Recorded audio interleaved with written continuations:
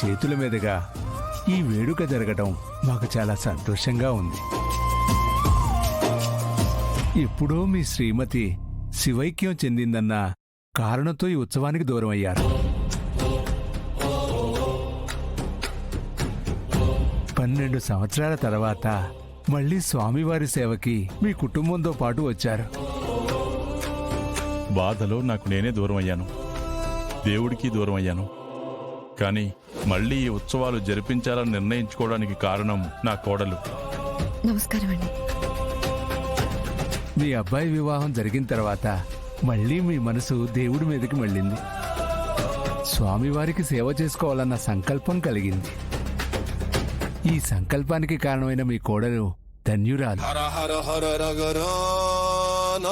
వీడు నా పెద్దబ్బాయి అర్జున్, నా కోడలు దుర్గ.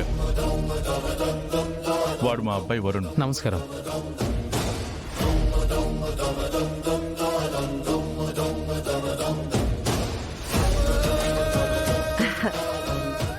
వీడి చిన్నోడు మా అన్న కొడుకే చిరంజీవి. రే అట్టా చూస్తావే, రా రా దండం పెట్టు. నమస్తే. దీర్ఘాయుష్మాన్ బాబా. నువ్వు అడుగుపెట్టిన తర్వాత కొన్ని సంవత్సరాలకి ఈ కుటుంబం మళ్ళీ ఈ కార్యక్రమంలో పాల్గొంటుందమ్మా. భగవంతుడు నిన్ను తప్పకుండా ఆశీర్వదిస్తాడు. పదండి. రా. ఆ చిరంజీవిని సమర్థిస్తున్నావా? సమర్థించడం ఏంటక్క? ఏ తప్పు చేయలేదని చెప్పాను. మరి అందరి ముందు నిన్ను ఆ విధంగా ఎత్తుకొని రావడం తప్పు కాదా? నేను నడవలేకపోతే ఎత్తుకొని వచ్చాడక్క, అంతేకాని తనేమీ కావాలని ఎత్తుకొని రాలేదు. అలా ఎత్తుకుంటే నేను మాత్రం ఎందుకు ఊరుకుంటాను? లేదు, నీలో మార్పు వస్తుంది. రాను రాను జరిగింది మర్చిపోయి వాణ్ణి సమర్థించడం ఎక్కువైపోతుంది. ఈ విషయంలోనే కాదు, చాలా విషయాల్లోనూ వాణ్ణి సమర్థిస్తున్నావు. లేదక్క, పడిపోయాను, కాలు బెనికింది. నడవలేకపోతుంటే తనే తీసుకుని వచ్చాడు. జరిగింది చెప్పినా కూడా తప్పేనక్క. చూడు, అన్నయ్య ప్రాణాలు పోవడానికి కారణం వాడే. కార్తిక్ ప్రాణాలు పోవడానికి కారణం వాడే. అయినా నీ మాట విని మీరెవరూ బాధపడకూడదని ఏమీ మాట్లాడకుండా కాపురం చేసుకుంటున్నాను. అలా అని చెప్పి వాడిష్టానికి వాడు ప్రవర్తిస్తూ ఉంటే మాత్రం నేను చూస్తూ ఊరుకోను. ఏంటమ్మా నువ్వు? జరిగిందంతా అది చెప్పింది కదా. ఆ అబ్బాయి ఏదో సహాయం చేశాడు, దాన్ని మనం తప్పు పడితే ఎలా? చేసిన సాయం చెప్పకుండా అది ఎలా ఉంటుంది? ఎందుకు చెప్పాలమ్మా? చెప్పి అందరి ముందు ఆయన్ని హీరో చేయాల్సిన అవసరం ఏముంది? అన్నయ్య చావుకి కారణమైన వాడు ఏ తప్పు చేయలేదని ఎలా చెప్తుంది? చిరంజీవి మీద కోపం నీకే కాదు, నాకు ఉంది. అలా అని చెయ్యని తప్పుని చేశాడని మాత్రం చెప్పలేను కదా. నా ఇబ్బందిని గమనించి సాయం చేశాడు. ఆ విశ్వాసం లేకుండా నేను తప్పు చేశాడని చెప్తే ఎలా? విజయ, రాను రాను నాకంటే ఎక్కువగా ఆ కుటుంబంతో అనుబంధం పెంచుకుంటున్నావు. వద్దు వద్దు అంటూనే మావి గారు చెప్పిన దానికల్లా సరే అంటున్నావు. ఆ చిరంజీవి గారు ఏం చేసినా సమర్థించుకుంటూ వస్తున్నావు. మాట మారుతుందో మనుషులే మారుతున్నారో నాకైతే అర్థం కావడం లేదు. ఏంటమ్మా నువ్వు? అది నీ చెల్లెలు, దాన్ని నువ్వు అపార్థం చేసుకుంటావేంటి? అక్క, నువ్వు దీని గురించి ఎక్కువ ఆలోచించాల్సిన అవసరం లేదు. నాకెవరి మీద ప్రత్యేకమైన అభిమానాలు లేవు. కాకపోతే నువ్వు ఆ ఇంటి కోడలు అయ్యావు కాబట్టి కృష్ణంరాజు గారిని గౌరవించడం నా బాధ్యత. బావగారి తమ్ముడు కాబట్టి చిరంజీవితో నేను మొహం చిక్లించుకుని మాట్లాడలేను.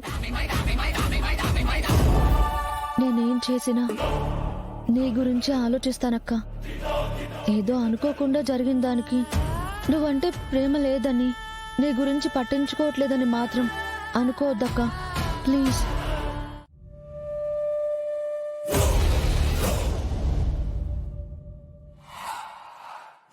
తమ్ముడు, వెళ్ళి పని చేసుకో.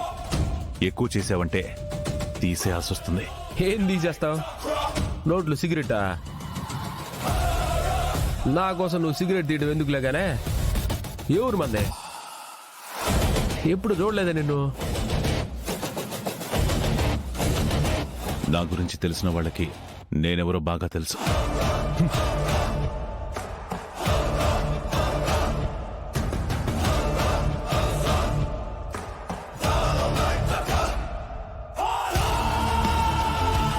ఇంతకీ లోపల పంచలోహ విగ్రహాలకి అభిషేకం జరుగుతుందన్నావు కదా, ఏమాత్రం ఉంటాయేంటి విగ్రహాలు?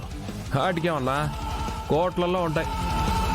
ఇప్పుడు ఏంది, కొన్ని తరాల నుంచి వస్తా ఉంటాయి. ఓ, కోట్లలో ఉంటుందా? ఏమన్నా విగ్రహాల గురించి అడుగుతా ఉండవు, కోట్లలో ఉంటుందా ఎంత ఏంది అంటా ఉండవు. ఏంది కథ? విగ్రహాల కోసం ఏమన్నా వచ్చుండవా ఏవే? ఎక్కువ మాట్లాడుతున్నావు. రే, గుడిలో ఏదో గొడవ జరుగుతుందిరా, వెళ్ళి చూద్దాం పదండి. ఇలాంటిదేదో వస్తుందని నాకు తెలుసురా.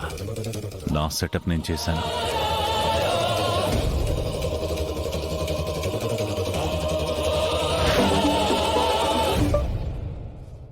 హలో, నమస్తే.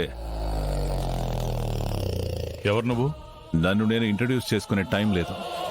ఇందాక సరదాగా నీ కొడుకుతో సిగరెట్ కాలుస్తుంటే చూసావు కదా. మీవాడు చూడలేదు, నేను నిన్ను చూశాను. సరే, స్ట్రైట్ గా పాయింట్ మాట్లాడుతున్నా. నాకు లోపలున్న పంచలోహ విగ్రహాలు కావాలి. పంచలోహ విగ్రహాలు కావాలి. పంచలోహ విగ్రహాలు కావాలి. మా వాడిని పంపిస్తాను, మర్యాదగా ఇచ్చి పంపించు. రేయ్, ఎవడ్రా నువ్వు?